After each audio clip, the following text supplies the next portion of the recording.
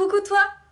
Aujourd'hui on se retrouve pour une nouvelle vidéo sur le bullet journal. Je sais que j'ai raté un mois, mais c'était fait exprès. C'est parce que j'avais trop de travail. C'est le mois de juillet 2019 et le thème c'est la mer. T'es prêt? C'est parti? Donc c'est parti pour le mois de juillet. Alors j'ai choisi comme thème la faune marine, en gros. Et il y a une nouveauté sur mon bureau, c'est cette boîte-là. En fait, c'est là où j'ai mis tous mes scotch, enfin mes masking tape pour faire du scrapbooking. Et j'ai pris 2 scotch exprès, 3, 4, exprès pour mon thème. Voilà. On va commencer par ma page de présentation. Je voulais faire, en fait, ma petite sœur m'a demandé de faire un orque, de réfléchir à un thème à partir d'un orque. Du coup, c'est ce que j'ai essayé de faire. Mais j'ai bien galéré à faire l'orque, je vous le dis. Et je voulais reprendre un peu le symbole du yin et du yang aussi.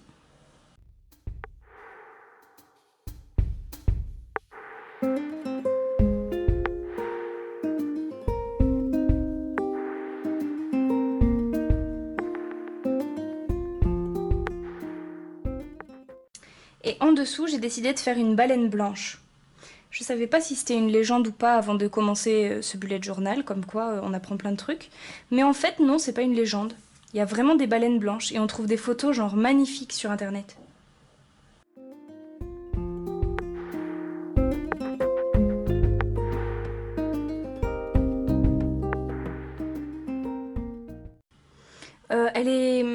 On la voit, en fait elle est sur le dos.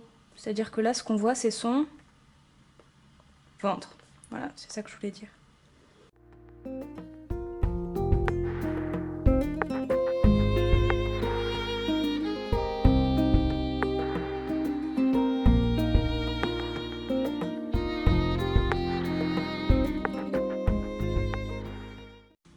Voilà pour ma baleine, voilà pour mon orque. Et maintenant on va passer à un petit dessin ici.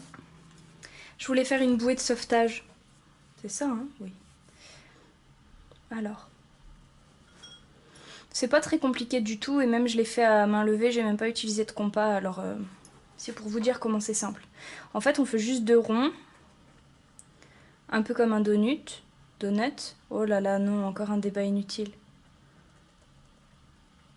Hop, après vous faites des séparations comme ça, on les coloriera en rouge pour bien comprendre de quoi il s'agit.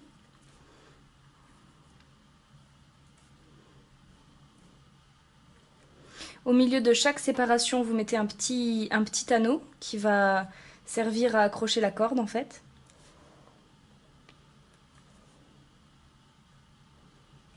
Et après, vous faites un fil qui va d'un anneau à l'autre en faisant des zigzags, des formes un peu... je sais pas comment dire. Hop, voilà. Et après, vous doublez juste le fil pour que ce soit une corde.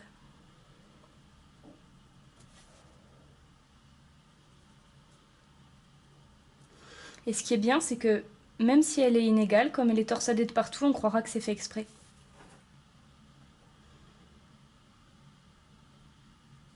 Hop.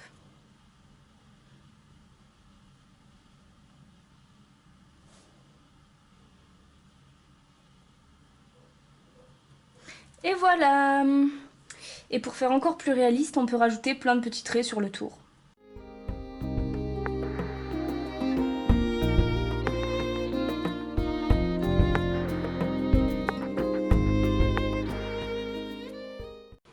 Ensuite,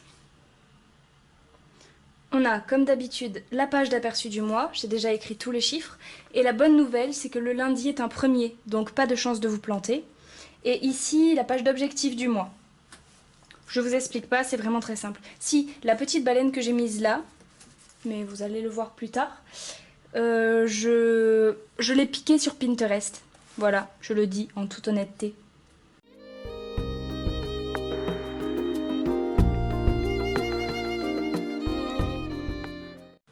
Voilà quand c'est fini. Je suis désolée, j'ai pas trop zoomé, alors t'as pas trop vu. Ici, en bas de la page, je vais nous faire quelques petites algues, histoire que ce soit pas trop vide, mais comme c'est une page où j'écris beaucoup, généralement, il n'y a pas trop besoin de la meubler.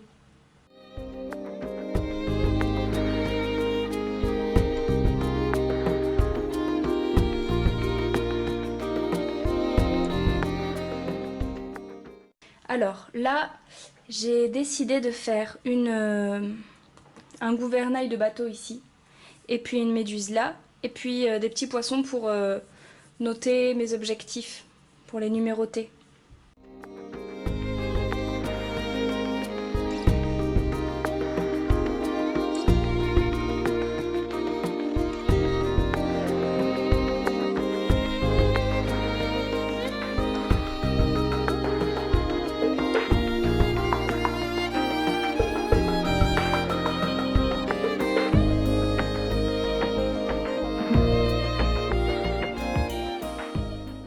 Margot, qui fait les astuces de Margot, la youtubeuse, elle a fait des méduses et elle les explique bien mieux que moi et en plus elles ont vraiment belle gueule.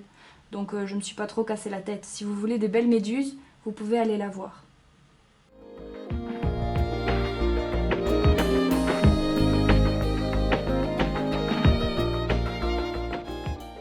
On a fini notre page d'aperçu du mois et notre page d'objectifs. Maintenant on passe à l'artillerie lourde, c'est-à-dire au mood tracker et au tracker d'habitude. Le mood tracker, j'ai décidé de faire un poisson différent par jour. Autant vous dire que c'était beaucoup de boulot et qu'à repasser ça va me prendre un temps monstrueux. Donc je vais vous passer les détails.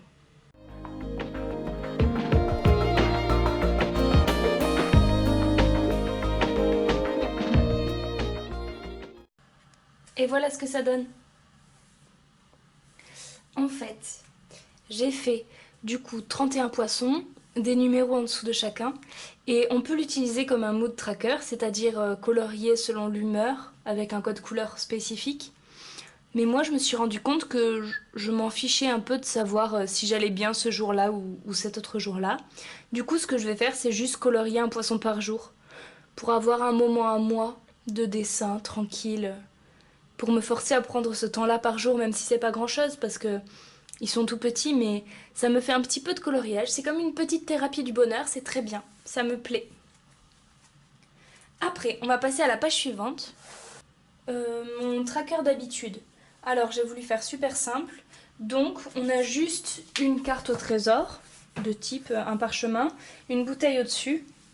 Peut-être j'écrirai quelque chose dedans, mais je suis même pas sûre. Et sur le côté, j'écrirai tous les chiffres, le nombre des jours. Et en haut, j'écrirai ce que je veux traquer. C'est parti!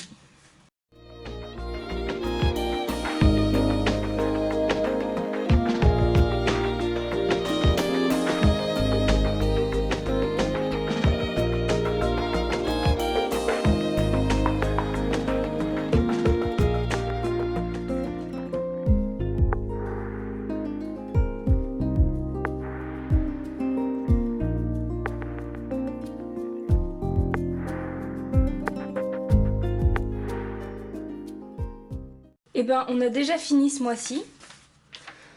Ce que je vais faire, c'est que je vais colorier, effacer les traits et je te montre ça tout de suite.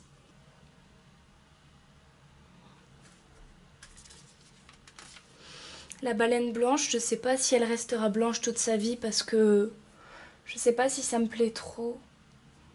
Mais en même temps, elle est blanche, alors j'y peux rien. Bon.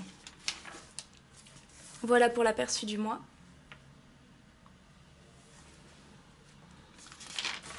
Pour les petits poissons... Oh! J'ai oublié de gommer les petits poissons. Bon, ben, t'as quand même un aperçu qui ressemble à l'aperçu final. Et la bouteille et mon tracker d'habitude. Voilà! C'est déjà la fin de cette vidéo. J'espère qu'elle t'a plu, que tu as trouvé plein d'idées, que t'es tout inspiré et que t'as envie d'aller voir des baleines. Moi, c'est mon cas. Et je te dis à tout bientôt pour une nouvelle vidéo. Porte-toi bien et oui, vraiment, promis, on se revoit bientôt. Bisous!